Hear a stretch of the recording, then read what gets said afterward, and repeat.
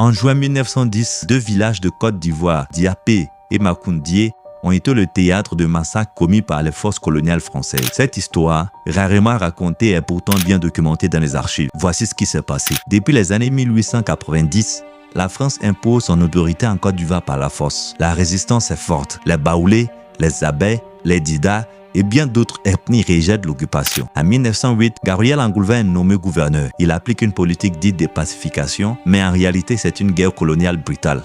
Objectif, imposer la souveraineté française coûte que coûte, y compris par le feu et par le sang. En janvier 1910, la tension explose. Des résistants abais attaquent un train et tuent un Européen dénommé Rubino. Son corps est mutilé. La France réagit immédiatement. Plusieurs colonnes militaires sont envoyées. Plus de 574 rebelles tués selon les autorités, mais aussi et surtout plus de 500 civils massacrés dans le village soupçonnés d'avoir soutenu la révolte. Aucun procès. Aucune distinction entre coupables et innocents. Quelques mois plus tard, les représailles se poursuivent. Le lieutenant Alexandrie est envoyé dans le pays Atié, un peuple voisin des Abais. Il soupçonne le village de Diapé d'avoir hébergé des rebelles. Sans preuve, il arrête plusieurs notables, dont un certain Odo. Odo est tué dès l'arrivée des soldats. Les villageois, terrifiés, s'enfuient dans la forêt. Ceux qui restent sont exterminés. Les soldats, pour la plupart des tirailleurs sénégalais, encerclent Diapé. Ils tirent à bout portant sur la population. Les femmes sont abattues, les enfants aussi. Certains sont décapités. Leurs têtes sont montrées aux survivants pour les terroriser.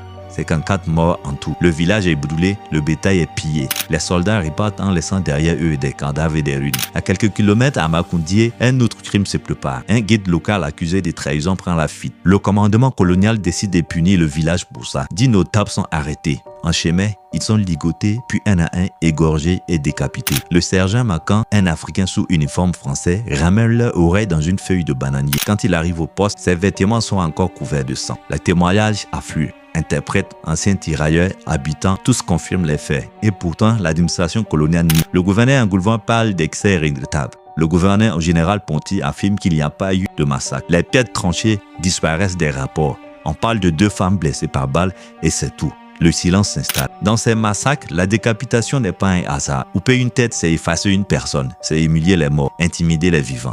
Dans la logique coloniale, cela renforce la domination, impose la terreur et détruit les repères culturels. C'est une guerre psychologique. Ce sont des Africains, des tirailleurs sénégalais qui exécutent la plupart des hommes. Recrutés souvent de force ou par misère, ces hommes obéissent à l'administration française. Certains sont eux-mêmes originaires de régions conquises. Parfois, ils tuent ceux qui leur ressemblent, voire des voisins. Le colonialisme se construit aussi en exploitant les divisions africaines. Les massacres de Diapé et de Makoundié ne sont pas des cas isolés. Ils illustrent la violence systématique sur laquelle reposait la colonisation. Une violence couverte par l'administration coloniale, relayée par les militaires et appliquée sur les terriens par d'autres colonisés. Ce ne sont pas des bavures, ce sont des actes stratégiques et ce sont aussi des vérités historiques que nous devons connaître. Diapé, Makoundié, Côte d'Ivoire, juin 1910. Les villages que la colonisation a voulu effacer, mais que l'histoire doit rappeler.